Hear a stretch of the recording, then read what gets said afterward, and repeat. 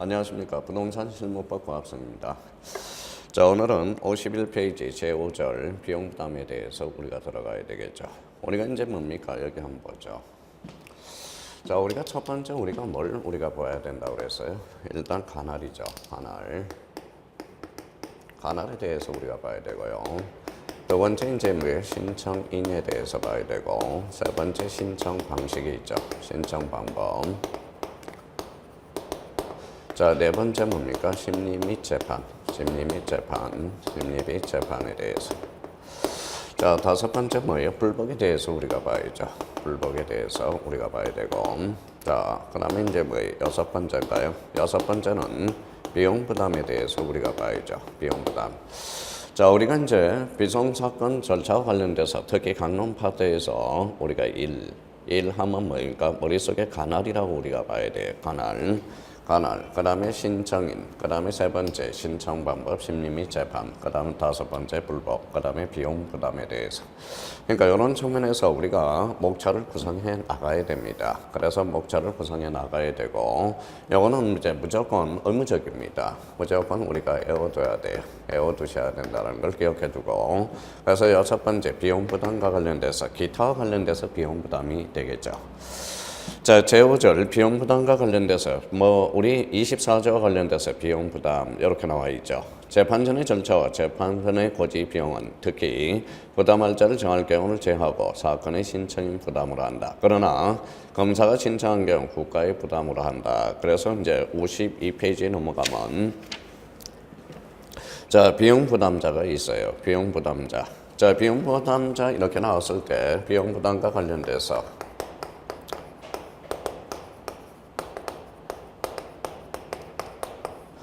자, 비용 부담과 관련돼서는 원칙입니다. 자, 일반의 원칙이라고 나와 있죠. 원칙은 누가 부담하는 게 원칙이냐? 바로 자, 세 번째 줄 줄잖아요. 신청인 부담으로 한다. 그래서 신청인 부담. 자, 신청인 부담으로 우리가 처리해주고, 자, 신청인의 신청 또는 검사의 청구에서 절차가 개시된 경우 신청인 부담을 하며, 그러나 해의 조건이 있죠. 검사가 신청한 경우는 국가의 부담을 한다. 우리 24조와 관련돼서 우리가 봤고요. 이번에 법원이 직권으로 개시한 사건에 대해서는 특별한 규정이 없는 한 국가의 부담으로 한다. 이렇게 나와 있습니다. 자, 그러면 비용 부담자와 관련돼서는 원칙 누가 한다? 신청인이 부담하게 되고, 여기에 대해서 이제 이번에 예외적인 측면이 있죠. 예외적인 측면과 관련돼서는 관계인에게 비용을 부담시키는 경우 이렇게 나와 있습니다. 자, 법원은 특별한 사유가 있을 때 이 법에 의해서 비용을 부담할 자가 아닌 관계인에게 비용의 전부 또는 일부의 부담을 명할 수 있다. 이렇게 나와 있습니다. 자, 그래서 원칙과 예외적인 측면을 한번 확인해 주시면 됩니다. 그런 측면에서 우리가 보시면 될 것 같고요. 자, 그러면 이게 1인이 했을 때 우리 비용 부담자의 의미를 잡는 거고, 그 다음에 공동부담과 관련돼서는 어디에 나와 있어요? 바로 2번에 나와 있죠. 공동부담과 관련돼서. 자, 공동부담과 관련돼서는 수인인 경우는 수인인 경우입니다. 자, 수인인 경우는 뭡니까? 균등한 것으로 균등부담이 원칙입니다. 그래서 균등부담 원칙.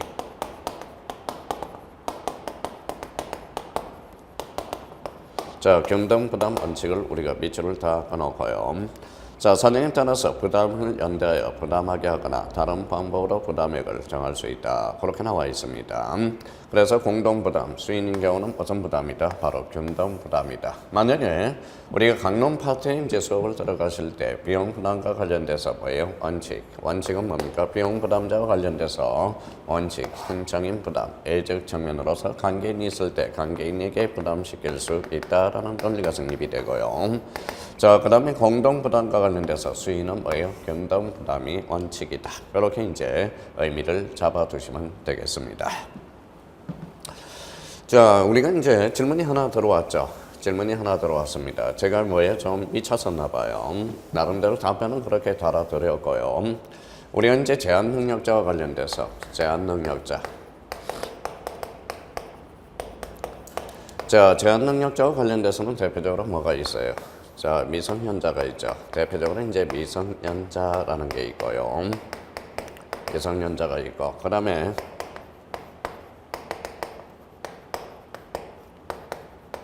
자, 피헌정 흑인이 있고, 그 다음에 피성년 흑인이 있습니다. 그래서 제가 자꾸 어떻게 습관이 들다 보니까 이 P자를 자꾸 빼더라고요. 그래서 용서해 주시고, 자, 제한능력자와 관련돼서 미성년자, 피헌정 흑인인, 피성년 흑인이라는 거, 요건 뭐예요? 정정 좀 하시고요. 우리가 이제 행정사법에서 뭡니까? 제한능력자와 관련돼서 결격사유에 대해서는 이 P자가 오타입니다. 그래서 피성년 후견인 이렇게 이제 바꿔놓으시면 참 좋겠고요. 하여튼 뭐 병신년에 뭡니까? 원성이 뛰네요. 원성이도 떨어질 때가 있네요. 나름대로 여기에 대해서 한번 수정을 좀 부탁드리고, 제한능력자는 미성년자, 피헌정 후견인, 피성년 후견인이라는 거 다시 한번 수정을 부탁드리고, 여기에 대해서 뭐예요? 깊이 사과드립니다. 나름대로 제한능력자 관련돼서 그렇게 한번 정리해 둘 필요가 있다라는 거. 자, 그렇다면 이제 뭡니까? 죄송하고요. 자, 비용부담과 관련돼서는 원칙 다시 한번 자 암기를 좀 해두셔야 돼요. 자, 원칙 누가 부담한다? 비용부담자. A적으로 뭡니까? 관계인도 부담시킬 수 있으며, 자, 공동부담과 관련돼서 수인인 경우는 균등부담이 원칙이라는 거. 그거 한번 체크해 두시면 돼요. 자, 비용액의 재판대에서 거기에 해당하는 좀 필기 좀 한번 해놓으세요. 자, 페이지 52페이지와 관련돼서 비용액의 재판 이렇게 나와 있네요. 자, 비용액의 재판과 관련돼서는 첫 번째 그 옆에 본안재판이라고 써놔요. 대표적으로 이제 본안재판 플러스 비용부담입니다. 자, 비용재판이 되겠죠. 자, 비용 재판과 플러스 액수 재판과 관련돼서 이렇게 이제 액수 재판이 있네. 자, 비용의 재판과 관련돼서는 권한 재판, 그 다음에 비용 재판, 액수 재판이 있는데, 대표적으로 비용액의 재판과 관련돼서는 이 비용 재판을 연결되겠죠. 그래서 비용액의 재판으로서 법원은 24조의 비용에 관해서 재판을 할 필요가 인정될 때 그 액을 확정하여 사건의 재판과 함께 하여야 된다. 대표적으로 그럼 비용의 재판은 언제 하느냐? 대표적으로 본안 재판과 그 다음에 대표적으로 비용 재판, 그 다음에 대표적으로 액수 재판 플러스 이렇게 이제 의미를 확인할 수가 있어요. 자, 4번의 비용 재판에 대한 불법 방법은 어떻게 할 건가? 자, 비용의 재판에 대해서는 그 부담을 명령받은 자에 한해서 불복의 신청을 할 수 있다. 그러나 독립하여 불복의 신청을 할 수는 없습니다. 그러므로 사건의 재판에 대해서 항고가 허용되지 아니할 경우는 비용의 재판에 대해서도 불복 신청을 할 수가 없다라는 거. 그래서 불복 방법과 관련돼서 특히 마지막 제줄에 확인을 좀 해주세요. 52페이지. 자, 그 다음에 가로 5번의 국고의 비용의 최단이 뭐냐? 최단이라는 의미는 우리가 거기 밑에 우리가 해설을 달아놨어요. 최단이란 남이 해야 할 일을 대신 부담하여 처리하는 걸 이걸 최단이라고 합니다. 그래서 최단의 개념 정도는 우리가 확보해 두시면 되겠습니다. 자, 가로 6번의 비용 채용액에 강제 집행이 있어요. 비용의 채권자는 비용의 재판에서 강제 집행을 할 수 있다. 비용의 채권자라면 절차 비용을 재판해서 비용을 상환받은 자로서 정해진을 말하며, 비용의 재판에 대해서 강제 집행할 수 있는 것은 비용의 재판이 집행 권한이 된다라는 것. 그거 한번 밑줄을 딱 끊으면 됩니다. 나머지에 대해서는 한번 확인해 두시면 되겠습니다. 자, 제6절 관련돼서 재판은 경우는 우리가 비용 부담과 관련돼서 우리가 뭐 그 정도 우리가 확인해 두면 되고요. 절차법과 관련돼서는 그렇게 큰 어려움이 없고요. 자, 이제 제6절 재판, 요걸 신경을 바짝 써야 됩니다. 자, 여기 심리 및 재판이 있네요. 그래서 재판. 자, 재판과 관련돼서는 거기 뒷장을 한번 넘겨보시죠. 자, 재판의 종류라는 게 나와요. 재판의 종류 그러면 대표적으로 우리가 배웠던 이렇게 이제 뭐예요? 첫 번째 무슨 재판이 있느냐? 자, 종국 재판이 있죠. 자, 종국 재판이라는 게 있고요.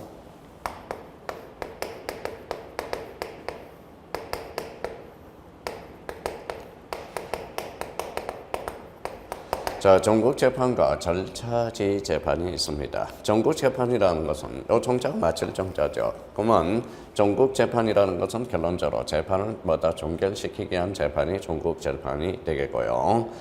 자, 그러면 절차지 재판은 뭡니까? 대표적으로 자, 직접 사건을 종결을 목적으로 하지 않는 법원의 어떤 법원의 절차적인 측면을 절차지 재판이라고 그래요. 그래서 여기에서 대표적으로 어떤 명령이 있어요?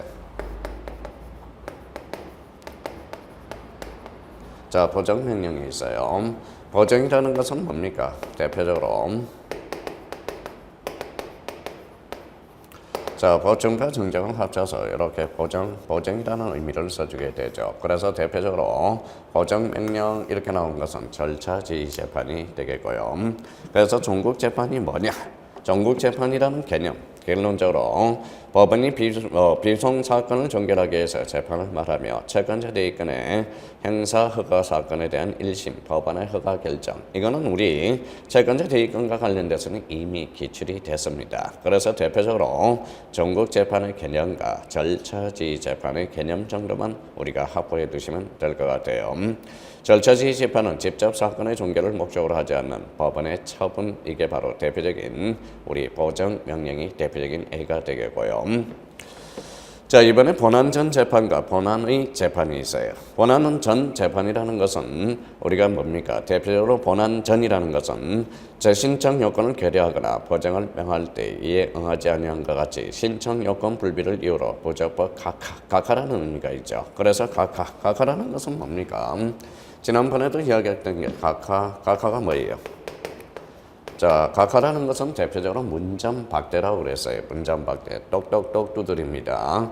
가만히 뭐예요? 문 열어주지도 않아요. 그래서 각하, 그래서 거부를 하는 의미가 연결이 되게 되죠. 여기에 대해서 기각이라는 게 있어요.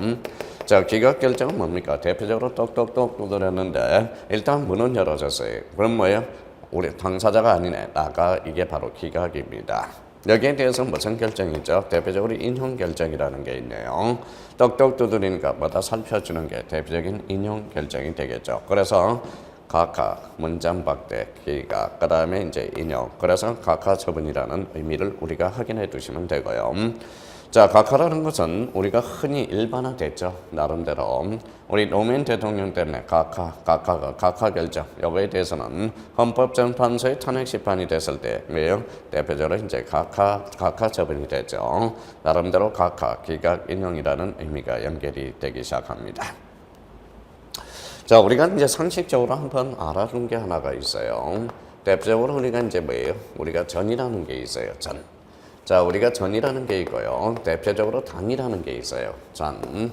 그 다음에 이제 각이라는 게 있고, 그 다음에 합이라는 의미가 있어요. 이거는 상식적으로 꼭 한번 확인해 두면 좋겠고요. 자, 우리나라는 참 뭐예요? 좋은 나라죠. 나름대로. 우리나라도 집에도 서열이 있다라는 거예요. 이게 결론적으로 집이라는 뜻이에요. 집.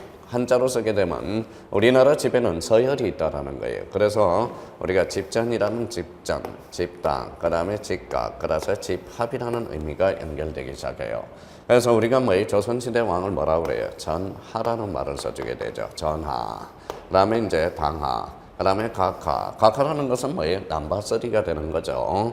나름대로 서열로 본다면 뭐예요? 서열로 본다면 각하라는 거. 대통령 각하라고 생각하시면 안 돼요. 각하라는 것은 우리가 서열 세 번째를 이야기하는 거고, 합하라는 것은 서열 네 번째를 이야기하는 거예요. 그러면 이 전, 당, 각, 합에 대해서 우리가 지금 이게 제일 잘 지키고 있는 게 대표적인 사찰이 됩니다. 사찰로서 대표적으로 우리 큰 본당을 무슨 전, 그 다음에 옆에를 무슨 당, 무슨 각, 무슨 합이라고 이제 연결이 딱 되어 있어요. 참 우리 집에는 우리 나라는 집에도 대해서 서열이 있다라는 걸 확인해 두고, 자, 전이라는 것은 한글에 대해서는 어디에서 만들어졌죠? 대표적으로 자, 지편전에서 만들어졌죠. 전이라는 것은 서열 랭킹 1위만 머물 수 있는데 바로 지편전입니다. 지편전이라는 것은 대표적으로 한글이 창제된 게 바로 지편전이죠. 그럼 여기에 대해서 우리가 뭐예요? 여유당이라는 게 있어요. 그래서 여유당 전서라는 게 있어요. 여유당이라는 것은 당이라는 것은 서열 2위가 머물 수 있는 데에서 여유당에서 책을 편찬했다. 그래서 여유당 전서라는 의미를 우리가 쓰게 됩니다. 그래서 자, 집전, 집단, 집각. 그래서 우리 각하라는 단어는 우리 노무현 대통령 때 쓰지 말라고, 아니, 김대중 대통령 때 쓰지 말라고 말씀하신 거죠. 왜? 각하라는 것은 남바서리가 되거든. 그래서 각하라는 단어를 못 쓰게 하고 대통령이라고 쓰게 하게 된 게 거기에서 열애됐고요. 하파라는 것은 어디에서 나옵니까? 무신정권 때, 제시 무신정권 때 하파라는 단어가 나오고 대표적으로 우리 한말 때 이제 고종 하파, 그 다음에 대원군 하파 이렇게 해서 저희 랭킹 4위로 갔다는 게 여기에 의미가 나와 있습니다. 그래서 이런 것들은 상식적으로 확인하면 좋고요. 우리가 이제 재판과 관련돼서 각하라는 것은 어떤 단어냐? 각하라는 것은 결론적으로 거부라는 뜻이고, 기각은 들어왔는데 이제 나가라는 거고, 인용이라는 것은 이쁘니까 한번 살펴주겠다. 그래서 주로 각하라는 단어와 기각이라는 단어와 인용이라는 단어, 요 단어에 대해서 많이 우리가 나오고 있다는 걸 확인할 수가 있어요. 그러면 대표적으로 본안전 재판 그러면 절차에 흥결이 생겼다, 거부한다, 각하라는 결정이 우리가 하게 되죠. 그래서 각하라는 의미가 생겨되고요. 자, 본안전 재판은 대표적으로 각하라는 의미가 하나 쓰이고요. 자, 본안의 재판이라는 것은 대표적으로 법원이 사건의 내용을 심리하여 그 결과에 따라서 신청이 이유 있다고 보아 신청이 목적하는 적극적 재판을 하거나 신청이 이유 없다고 소극적 재판을 하는 경우에 재판을 본안 재판이라고 한다. 자, 재판의 종류 다시 한번 머릿속에 기억해봐요. 종국재판과 절차지휘재판이 있고요. 우리 종국재판은 또 두 개로 나눠진다. 본안전 재판과 본안의 재판 두 가지 측면에서 의미가 나눠지고, 본안전 재판은 대표적으로 각하라는 단어의 의미, 각하라는 것은 거부라는 거죠. 그래서 거부의 의미가 있다라는 거, 각하. 자, 우리가 이제 3번에 대해서는 우리가 별표 하나를 딱 해놓으세요. 판결, 결정, 명령. 자, 이제 판결과 관련해서 많이 들어봤죠? 판결 많이 들어봤고요. 결정에 대해서도 많이 들어봤어요. 결정. 그 다음에 명령에 대해서도 많이 들어봤죠. 사실 우리가 판결이 뭐고, 그 다음에 결정이 뭐고, 명령은 많이 들어봤지만 실질적인 차이는 뭐다 구분을 하지 않고 우리가 공부하는 경우가 많아요. 그래서 판결은 어디에서 내리느냐? 대표적으로 이거는 어딜까요? 대표적으로 법원이겠죠. 그래서 법원 이렇게 연결이 되기 시작하고요. 자, 결정은 어디에서 내릴까요? 결정도 법원입니다. 법원이 되고요. 명령이라는 것은 이거는 법원이 아니라 법관이 내리게 되는 거죠. 그래서 법관 차이점이 나타나죠. 판결은 법원이고 결정은 법원이고 법관은 뭡니까? 명령은 법관이 내리는 겁니다. 자, 판결과 관련돼서 이거는 대표적으로 소송의 의미가 있고요. 요 결정에 대해서는 자, 비송이죠. 비송과 관련돼서 연결이 되고요. 요 명령과 관련돼서 대표적인 비송과 관련된 거죠. 그러면 결론적으로 자, 비송과 관련돼서 대표적으로 많이 쓰이는 게 결정과 명령이라는 겁니다. 결정, 명령이라는 거예요. 자, 그러면 재판의 형식의 방식은 어떻게 하는 겁니까? 바로 결정으로서 우리가 하게 되죠. 그래서 비송과 관련돼서 연결이 되기 시작합니다. 그래서 판결은 법원이요, 결정은 법원이요, 명령도 법원이요, 법관이요. 판결은 우리가 소송이고 대표적으로, 결정은 대표적으로 비송 사건이 되고 명령도 바로 비송 사건입니다. 자, 소송은 어때요? 엄격해야죠. 엄격하고 신중 판단입니다. 그래서 엄격하고 신중한 판단이, 그래서 신중 판단이 되고요. 신중한 판단을 해야 되고요. 자, 신중한 판단. 여기에 대해서 뭡니까? 여기에 대해서 비송은 뭡니까? 자, 비송과 관련돼서는 뭐라고 그랬어요? 3S라고 그랬죠. 그래서 3S 그러면 자, 시크릿 엄밀해야 되고, 그 다음에 심플리 간이해야 되고, 스피딜리 신속해야 된다고 그랬어요. 그래서 간이 신속한 판단이 됩니다. 간이하고 신속한 판단이 된다. 간이 신속한 재판이 되죠. 신속한 판단으로서 우리가 해줘야 되고요. 그러면 우리가 명령과 관련돼서도 대표적으로 이거는 간이하고 신속한 재판이 된다. 신속한 재판이 된다. 자, 그래서 이제 판결과 관련돼서는 어떻게 해야 돼요? 여기는 필요적 변론이 됩니다. 그래서 대표적으로 필요적 변론.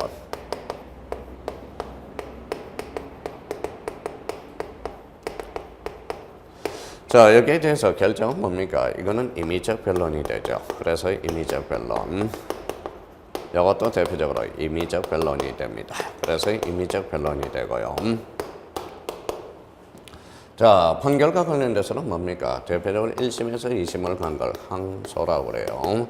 2심에서 3심을 가는 걸 이걸 상고라고 그래요. 상고. 그래서 상고가 되고요. 자, 대표적으로 이제 결정과 명령에 대해서는 이거는 뭡니까? 바로 항고가 되죠. 여기에 대해서 재항고가 되고요. 여기에 대해서는 마찬가지 항고와 재항고가 된다라는 거. 자, 그러면 이런 차이점이 우리가 비교를 해놓으니까 나름대로 이렇게 한번 쫙 정리를 머릿속에 한번 우리가 결정을 내려놓고 가십시오.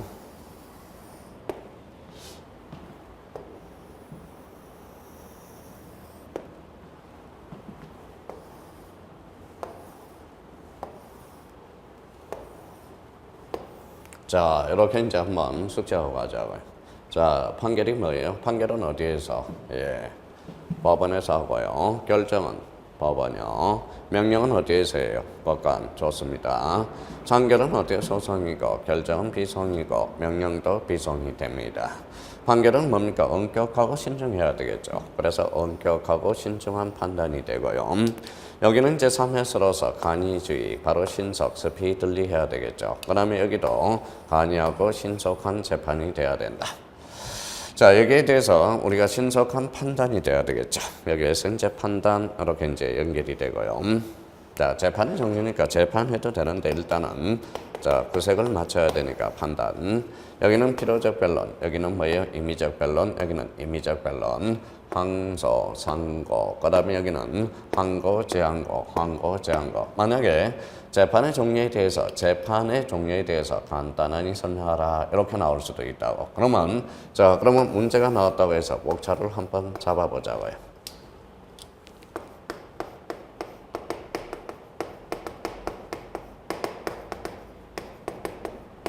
자, 재판의 종류 중 판결과 판결, 대표적으로 결정, 그 다음에 결정, 명령에 대해서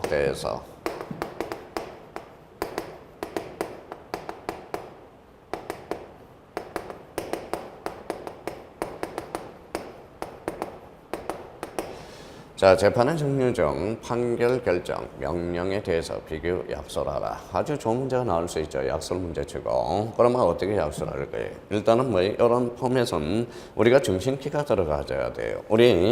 자, 2차 논술 방식은, 약설과 논술 방식은 뭐예요? 중심키가 가장 중요합니다. 일단은 우리가 뭐가 중요하다고 그랬어요? 첫 번째, 목차가 중요하다고 그랬고요. 목차.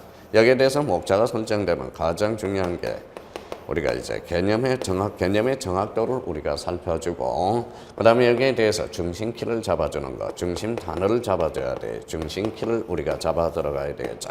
그러면 재판의 종류 중 판결, 결정, 명령에 대해서 비교 약설하라. 그러면 첫 번째 간단하게 우리가 이제 의의에 대해서 우리가 써줘야 되겠죠. 의의.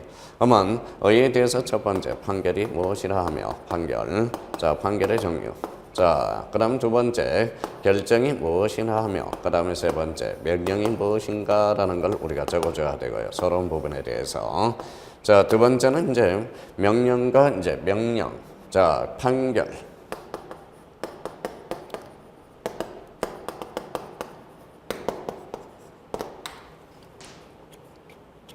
자, 명령과 자, 판결과 결정과 명령에 대한 비교 고찰. 그래서 비교 고찰이라고 딱 잡으면 되겠죠. 비교 고찰. 그래서 이제 뭐예요? 첫 번째. 자, 관할과 관련돼서 우리가 이제 잡아줘야 되겠죠. 관할. 그러니까 쭉 우리가 써 내려가면 되겠죠. 여기에 대해서 세 번째, 개를 하고 잡아두면 이게 바로 뭐예요? 모초음, 목차 구성 방식이 되고요. 여기에 대해서 판결의 개념과 결정의 개념과 명령의 개념을 정확하게 우리가 잡아줘야 돼요. 세 번째, 판결과 결정 면제의 비교 고찰과 관련돼서 이런 게 이제 중심키가 되겠죠. 자, 판결과 관련돼서는 대표적으로 어디다? 법원에서 하고요. 자, 결정은 법원, 명령은 법관이고 소송. 비성. 엄격하고 신중한 재판 판단이 되고 간이 신속한 판단이 되고 간이 신속한 판단. 그래서 필요한 변론, 필요적 변론이 되고 임의적 변론. 여기에 대해서 항소와 상고, 그 다음에 항고와 재항고의 관계에서 요 의미를 판결, 결정, 명령에 대해서 요거는 한번 우리 꼭 정리해 둘 필요가 있어요. 그러면 우리가 기본서 54페이지를 한번 보죠. 재판의 형식적 차이에 의한 구별이다. 형식적 차이에 의한 구별이다. 주체. 판결과 결정은 법원의 재판이고 명령은 재판장, 수명 법관, 수탁 판사의 법관의 재판이다. 그래서 우리가 대표적으로 어떤 의미를 잡았죠? 여기에서 우리가 저번에 크게 한번 그렸죠. 이게 재판장입니다. 거기에 대해서 조그만 판사를 우리가 그렸죠. 그래서 이게 바로 뭡니까? 대표적으로 수명 법관이 되죠. 자, 여기에 대해서 우리가 이런 의미에서 우리 확인해두면 외부적으로 이렇게 그렸어요. 이거는 요 재판장이 요 제3자한테 임할 수 있죠. 대표적으로 이게 수탁 판사가 됩니다. 그래서 재판장, 수명법관, 그 다음에 수탁판사. 그러면 결론적으로 이 명령에 대해서는 누가? 법관이 판단하는 거죠. 그래서 대표적으로 비송사건의 대표적인 예가 되겠습니다. 자, 대상과 관련돼서 판결은 중요사항입니다. 특히 소송에 대한 종국적 중간적 판단할 때 셈에 대해서 결정 명령은 소송 절차의 부수, 파생된 사항, 강제 집행사항으로서 비송사건을 판단할 때 주로 쓰인다. 대상과 관련돼서 심리 방식은 판결은 원칙적으로 필요적 변론이나 결정 명령은 원칙적으로 임의적 변론에 의한다. 자, 고지 방법과 관련돼서는 판결의 경우는 판결서입니다. 판결서를 작성하여 그에 기재하여 선고할 것을 요하고 결정 명령의 경우는 상당한 방법에 의해서 고지되면 되고 판결에 의하지 않고 조서의 기재로 대응할 수 있다라는 겁니다. 자, 기속력과 관련돼서 판결은 법원의 자기 판결에서 엄격하게 기속되고 결정 명령의 경우는 원칙적으로 기속력이 제한된다고 그랬죠. 계려된다고 그랬습니다. 자, 불복 방법에 대해서 판결에 대해서는 항소, 그 다음에 상고이고 결정 명령에 대해서는 이 또는 이 신청도 대표적인 결정의 한 형식입니다. 자, 또는 항고, 재항고에 대해서 우리가 이 또는 항고, 재항고라는 의미가 연결되기 시작해요. 자, 그렇다면 우리 재판의 종류 중 판결과 결정과 명령에 대해서 비교 설명하라. 그렇다면 일단은 이제 제목을 붙이면 여기에다 뭘 붙여야 돼? 대표적으로 이거는 바로 주체라는 의미를 하나 붙일 수 있죠. 주체. 자, 여기에 대해서 엄격하고 신중한 판단은 이거는 대상이라고 의미를 붙여주면 아주 좋고요. 자, 여기에 대해서 필요적 변론은 심리 방식이 우리가 연결되고요. 자, 심리 방법과 관련돼서 심리 방법. 그 다음에 항소와 재항고에 대해서는 이거는 대표적으로 이제 불복 발법과 관련돼서 불복 이렇게 의미를 확인해 두면 되겠습니다. 그렇다면 앞으로 이제 판결과 결정과 명령은 흔들리면 안 됩니다. 판결이 어디에서 하는가? 판결의 주체는 법원이고 명령의 주체는 법원, 명령의 주체는 바로 법관. 소송과 관련돼서 소송, 비송이고 엄격하고 신중한 판단. 이거는 이제 대상, 객체와 관련돼서 의미를 우리가 확인할 수가 있고요. 간이 신속한 판단, 필요적 변론, 심리 방법과 관련돼서 이거는 임의적 변론. 그 다음에 항소, 상고, 그 다음에 항고, 재항고, 여기는 항고, 재항고. 대표적으로 하나 든다면 우리 기본서에는 뭐까지 있었어요? 대표적으로 이의 신청까지 있었죠. 그래서 이와 관련돼서 그래서 이렇게 의미를 우리가 확인해 둘 필요가 있습니다.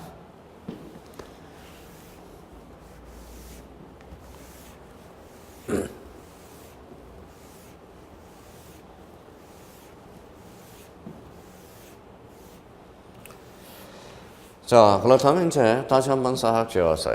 판결, 주체, 법원, 좋아요. 여기는 뭐예요? 법원, 여기는 뭐예요? 법관, 좋습니다. 야, 여기에 대해서는 이제 소송 사건이고 대표적으로 여기는 비송이죠. 자, 대상과 관련돼서는 뭡니까? 대상과 관련돼서는 엄격하고 신중한 판단이 되고요. 여기는 뭡니까? 안이하고 신속한 판단이 되겠죠. 간이 신속한 판단. 좋아요. 여기는 뭐예요? 필요적 변론. 여기는 뭐예요? 임의적 변론. 여기는 임의적 변론. 좋습니다. 여기에 대해서 항소, 상고. 1심에서 2심으로 가는 걸 항소라고 그러죠. 2심에서 3심을 가는 걸 상고라고 그래요. 그럼 1심에서 3심으로 뛰어가는 거 비약상고라고 그랬죠. 여기에 대해서는 이제 뭐예요? 항고. 여기는 제한고. 그러면 1심에서 3심으로 날아가는 거. 그게 바로 특별항고가 되죠. 자, 여기는 뭡니까? 마찬가지. 항고, 제항고. 그래서 우리 판결과 결정과 명령에 대해서 이거는 한번 재판을 정리해서 우리가 약술형으로 한번 나올 가능성이 있어요. 그래서 판결, 결정, 명령 이거에 대해서는 한번 잘 정리를 해 둘 필요가 있습니다. 자, 대표적으로 이제 55페이지 가니까 재판의 형식이라는 게 있어요. 재판의 방식. 그래서 재판의 방식입니다. 자, 재판의 방식은 대표적으로 뭡니까? 결정으로서 한다. 대표적으로 이제 결정이라고 그랬죠. 결정. 그래서 결정으로 한다. 그래서 첫 줄에 줄다가 나요. 55페이지. 재판의 형식은 비송사건의 경우 재판은 결정으로서 한다. 그래서 결정 줄 써놓고요. 자, 결정은 재판소에는 재판의 취지를 명쾌해야 되나 간이주의 줄잖아요. 간이주의. 간이주의라는 것은 항상 우리 비송사건 절차법을 배울 때 3S를 기억해야 돼요. 3S. 항상 제가 3S라는 요 사고 방식을 깔아놓고 가라고 그랬어요. 시크릿. 엄밀해야 되고 엄밀해야 됩니다. 엄밀해야 되고. 자, 그 다음에 이제 뭐다? 스피들리. 그래서 신속해야 되고요. 심플리. 간이해야 된다는 거예요. 간이. 아마 엄밀해야 된다는 것은 자, 엄밀해야죠. 이거는 뭡니까? 비공개주의가 되죠. 그래서 자, 비공개주의가 탄생하게 되고요. 비공개주의. 원칙이 비공개주의죠. 이거는 신속 간이주의라는 것은 이거는 이제 간이주의가 이제 탄생하게 되죠. 그래서 간이주의를 원칙으로 한다라는 거. 간이주의를 원칙으로 하는 비송사건은 법률에 특별한 규정이 없는 한 반드시 이유의 기재를 요하는 것은 아니다라는 거. 그러면 결론적으로 우리가 간이주의다. 그러면 결정은 뭡니까? 재판의 방식은 결정으로서 한다. 그러면 예의적 측면으로 이유를 붙이는 결정이 있다라는 거예요. 그래서 이유를 붙이는 결정.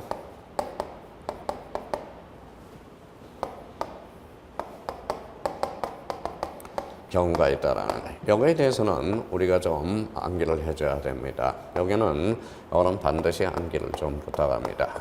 근데 다 외울 수가 없어요. 그러면 다 외울 수가 없다면 이렇게 감각적으로 익혀놔야 돼요. 그러면 첫 번째 박스 밑에다 하나 써놔요. 55페이지 박스 밑에다 대표적으로 항고에 대해서 항고입니다.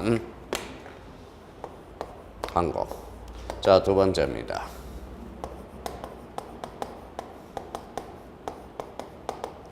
자, 검전과 관련된 사건이에요. 검전 관련 사건. 자, 검전 관련 사건에 대해서. 검전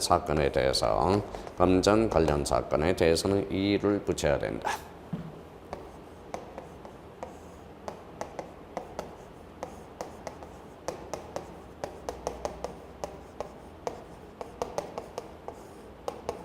자, 사회적으로 중요한 사건, 중요 사건. 자, 네 번째는 뭐예요? 의견을 듣고 결정이.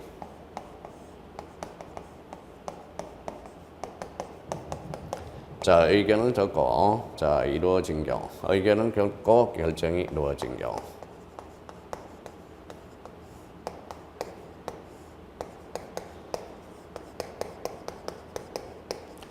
자, 그렇다면 자, 이유를 붙인 뭐다? 대표적으로 이런 사건이에요. 대표적으로 뭐예요? 항고. 따라서 검정 관련 사건, 사회적으로 중요한 사건에 대해서 자, 의견을 듣고 결정이 이루어진 사건. 이거는 대표적으로 자, 이유를 붙이는 결정으로서 우리가 해준다. 자, 재판의 방식은 결정이다. 결정의 방식으로 하지만 이유를 붙이는 예적 측면으로서 이유를 붙인 결정, 반드시 이유를 붙이는 결정은 대표적으로 항고, 검전 관련 사건, 사회적으로 중요한 사건, 의견을 듣고 결정이 이루어진 사건. 이 네 가지에 대해서는 반드시 암기를 해둬야 돼요. 그러면 이런 걸 우리가 함으로써 어떤 측면으로서 우리 강론 파트에 대표적으로 이제 뭐예요? 민사비송사건과 자, 민사 비성 사건과 상사 비성 사건, 대표적으로 가테르 사건에 대해서 가테르 사건에 관련돼서 연결이 돼야 되겠죠. 가테르 사건. 그러면 가테르 사건은 뭡니까? 가테르는 대표적으로 금전이죠. 그러면 금전이니까 이유를 붙인 결정으로서 해준다. 그렇게 연결이 될 수가 있습니다. 그렇다면 우리 민사 비성 사건, 상사 비성 사건과 대표적으로 가테르 사건에 대해서 그러면 항고와 금전 관련 사회적으로 중요한 사건, 의견을 듣고 결정이 이루어진 사건, 여기에 대해서는 암기를 우리가 좀 부탁드려요. 그럼 한번 볼까요? 자, 이유를 붙인 결정으로서 해야 할 경우가 있다. 그래서 1번 항고법원의 재판. 자, 이번에 업무 재산 상태의 검사 및 총회 소집 허가 신청에 대한 재판.